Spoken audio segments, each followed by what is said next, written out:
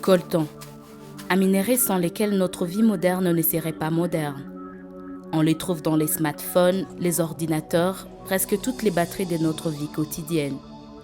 Le coltan, autrement appelé le tantal, est nécessaire pour la fabrication des petits condensateurs à l'intérieur d'un portable. Il stocke l'énergie et résiste parfaitement à la chaleur. Entre 60 et 80% des réserves mondiales de ce minerai si précieux pour l'industrie électronique se trouvent dans l'est de la République démocratique du Congo, dans les provinces du Nord et du Sud Kivu.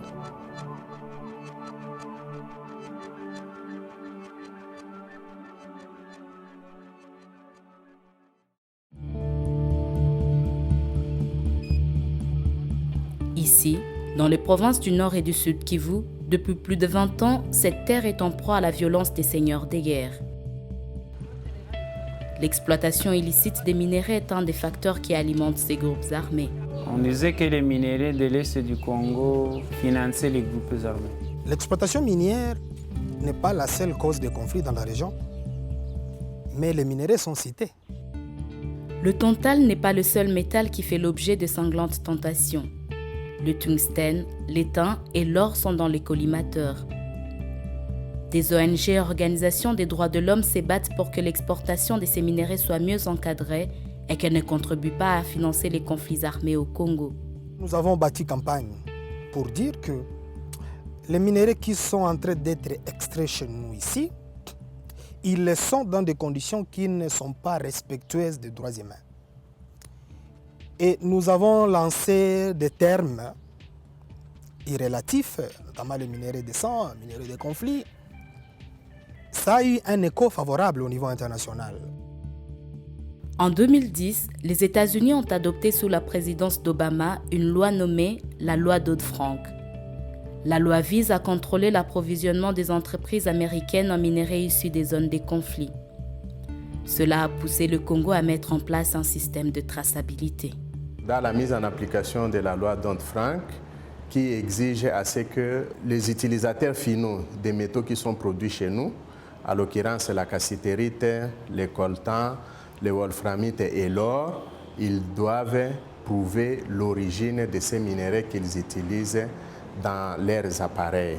C'est là qu'on a lancé les étiquettes pour que nos minéraux soient canalisés, soient suivis depuis le point d'extraction jusqu'à l'exportation.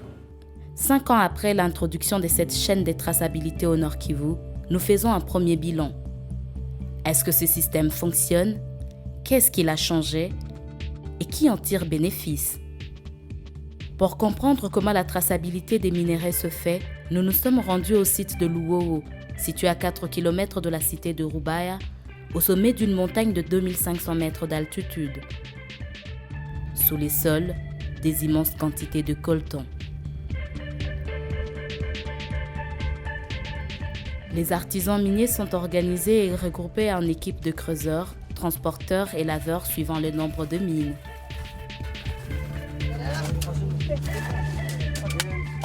La chaîne de traçabilité minière commence depuis le point d'abattage où les creuseurs extraient les sables minéralisés.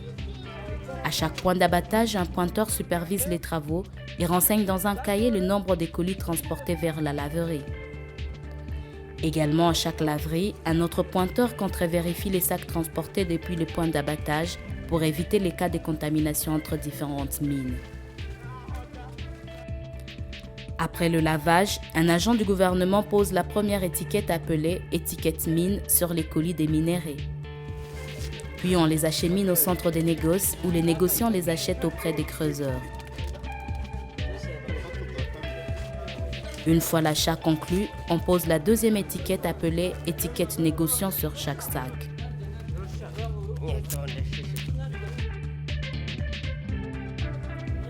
Et on paye les taxes de l'État. Les sacs enregistrés arrivent à Goma, capitale de la province du Nord Kivu et chef-lieu de l'export des minéraux de la région. Ici, des comptoirs évaluent la teneur en tantal et préparent des lots de minéraux pour leur voyage vers l'étranger. Nous voyons si les minéraux qui nous arrivent ont l'étiquette négociant, mais aussi nous essayons de vérifier s'il a payé toutes les taxes dues à l'État. Si toutes ces conditions sont réunies, nous les enregistrons dans un registre et les minerais viennent ici au niveau du service de traitement.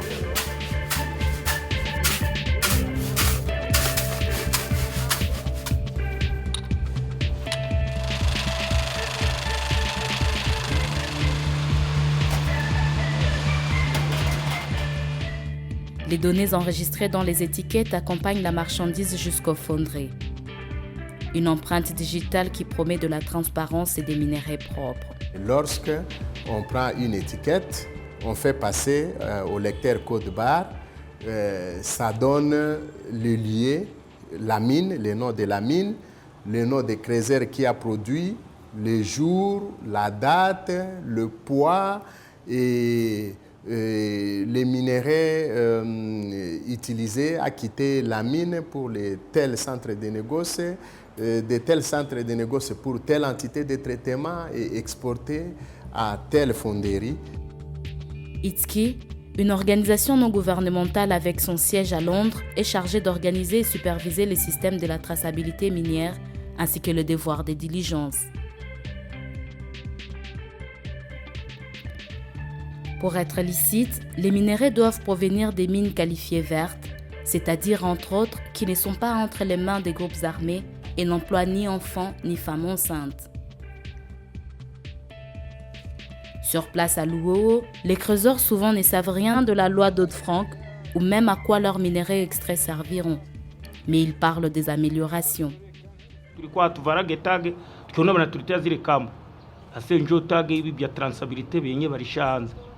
Ale nabyo bingekuwa saa bitu yenye inatusaidia sero na trakaseri ya mataxe za munjia juu kila mtu wakati tulikuwa tuvarage tage kila mtu alikuwa anaweza kusumbua kusudi ufike hapa unasufuri. Lakini sa traceability ilikuwa ni kufika pale ku centre de négoce banakuvalisha taji banakupatisha na dokima. Mtu mwenye utakutana naye ku barriere unamuonesha njoo dokima anaverifie sana naona dokima iko na kodi na vala tagi anakuambia wende. Il y a la réduction de la fraude, la restauration de l'autorité de l'État et je crois que ça a été aussi prouvé dans les rapports des groupes d'experts que là où on implante les systèmes, ça permet aussi de stabiliser la paix. De plus, depuis 2014, la quantité de tantale exportée légalement de l'Est du Congo a pu être augmentée. On arrivait difficilement à exporter un conteneur l'année. Mais désormais, on peut en exporter 2 à 4 le mois. Si vous voyez notre graphique ici, en 2014, on a évolué jusqu'à 798,5 tonnes. En 2016, on est arrivé à 1121 tonnes. Là, on a battu vraiment les records. Ils peuvent être satisfaits pour dire, voilà, quand même, il y a des avancées. Mais moi, mon objectif, c'est quoi? Ce n'est pas celui-là. Ce n'est pas qu'on produisait 500 tonnes hier, mais aujourd'hui, on en a produit 1000 et que ça va. Non. Même si on peut produire 1000, 1500, 2000, si c'est dans les mêmes conditions qu'on par le passé, rien n'a changé. La traçabilité prouve aux yeux de l'extérieur la provenance des minéraux, mais n'explique pas les conditions dans lesquelles les minéraux ont été extraits. Quand on trouve un colis à l'extérieur de la zone où les minéraux ont été extraits et que ce colis porte ces étiquettes, ça porte à croire que ce sont des minéraux propres. Mais jusqu'à aujourd'hui, même les conditions dans les zones minières sont préoccupantes.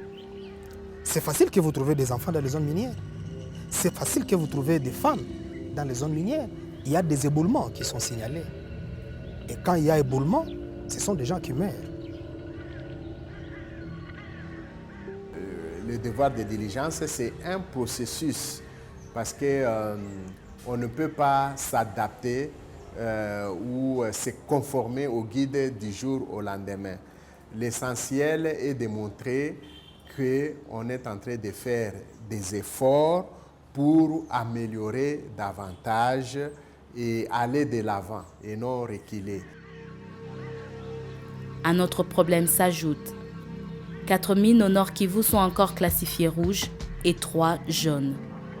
Il y a donc risque que les mêmes minerais certifiés pour l'exportation soient contaminés. Imaginez les gens qui gardent les étiquettes pour les colis de minerais. Ils gardent les étiquettes, mais ils ne sont pas payés. Ils ne savent quoi manger, quoi payer pour l'éducation de leurs enfants. Et vous pensez qu'il va garder toutes ces étiquettes à la maison, c'est de l'argent qu'il garde. Pendant ce temps, il n'est pas payé. Alors, il prend ces étiquettes, il les vend. Il y a la fraude qui se fait au niveau, par exemple, de la mine, où on fait une fausse déclaration d'origine des minéraux. Donc, parce que, par exemple, si le Créser qui vend aux négociants et que le négociant sait que si j'amène les minéraux à l'entité de traitement X, j'aurai un prix élevé par rapport à l'entité Y où normalement le produit est destiné. Alors, qu'est-ce qu'il fait? Il peut s'arranger avec les agents de services de l'État, moyennant dépôt de vin, et on arrive à désorienter la production d'un site X à un site Y pour amener ça à un marché qui est bien déterminé. Les cas isolés ne peuvent pas manquer. Les cas isolés ne peuvent pas manquer, mais on cherche avec les services étatiques. Parce que, par exemple, nous travaillons avec l'assistance de l'administration des mines, SAEMAP. Aujourd'hui, il y a une commission de lutte contre la fraude des miniers qui sont installées même au niveau de la base pour voir si est-ce que la chaîne est bien respectée. Et s'il y a le camp de dérapage, et ces services sont là pour les juguler ça, pour les attraper. S'il y a des minéraux qui ont été suspectés dans une fraude quelconque, le propriétaire est auditionné, il explique la provenance et on les ramène à la base pour l'étiquetage et que ces minéraux soient canalisés, taxés officiellement. D'après un rapport de fin 2017, même la Commission nationale de lutte contre la fraude minière estime que 60% de la production échappe au contrôle. Un informateur qui préfère rester anonyme nous a partagé des détails très sensibles. C'est chaque jour qu'il y a des cas de fraude. Chaque jour, presque. Il y a des minéraux cachés dans des pneus, il y a des minéraux cachés dans des voitures, il y a des minéraux cachés dans des motos. Il y a même des gilets sous forme de cartouchères que portent les militaires. Là où on enfouit du coltan, il y a des chaussettes que les femmes portent tout au long de ça. Et voilà un peu les cas de fraude que nous attrapons. La majorité des minéraux qui échappent au contrôle parviennent à quitter le pays par une frontière poreuse.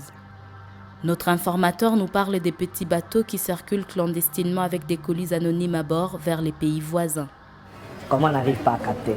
Sachant que le lac est un boulevard pour traverser les minéraux du Congo au bénéfice des pays voisins. Que faut-il faire? Nous avons mis en place un système des aviseurs, des gens qui nous disent, qui nous informent des différents cas de fraude. Ces gens-là ne s'exposent pas au risque de faire couler le sang. Avec toutes ces informations recueillies, la question reste. Est-ce qu'on peut réellement garantir une chaîne de traçabilité vu qu'il existe un énorme réseau de fraude autour? Et donc c'est une grande complicité. Tout le monde y est. Du sommet à la base. Parce qu'il ne peut pas y avoir de fraude s'il n'y a pas complicité à l'interne. De l'autre côté, les artisans miniers déplorent les coûts supplémentaires que la traçabilité minière leur impose. Même les coûts de ces étiquettes sont en train d'être exportés par les exploitants artisanaux. Parce que ça fait un travail supplémentaire, et ça fait un coût supplémentaire, et ça doit influer impérativement sur les prix au niveau local. Le prix des minéraux est fixé à partir des consommateurs finaux, et quand ils ont reçu les minéraux, ils vont encore traiter les minéraux, ils vont produire les ordinateurs, les téléphones et d'autres objets électroniques, ils vont encore nous imposer les prix, donc nous sommes imposés doublement. Voilà donc pourquoi nous disons que nécessairement les creuseurs, l'exploitant artisanal, il en est victime et c'est lui qui supporte tous les coûts. Pour rappel, la loi Dodd-Frank qui a initié le système de traçabilité minière à l'est du Congo avait comme objectif de garantir des minerais propres et les devoirs de diligence. Avec les avancées déjà atteintes, il reste de questions importantes ouvertes et du travail à faire. Nous ne pouvons pas dire que c'est 100% conflict-free. Je pense que lorsqu'on avait évalué le projet ITSKI, on avait trouvé que au niveau de l'alignement des standards, le projet est aligné à 100%. Mais aussi au niveau de la mise en œuvre, on avait dit que c'est à 80 à 85% pour se conformer aux standards. À notre niveau, les coltans de notre pays vraiment canalisés, et nous pouvons dire qu'ils ne sont pas des minéraux de sang, ce sont des minéraux propres. Mais dans l'entretemps, nous trouvons qu'il y a encore des violations des droits de l'homme. Il n'y a pas d'école, il n'y a pas d'électricité, il n'y a pas de soins de santé primaires, il n'y a pas de route. Alors, quel changement il y a? C'est la traçabilité pour la traçabilité ou la traçabilité pour le développement des communautés qui sont affectées par ces projets miniers?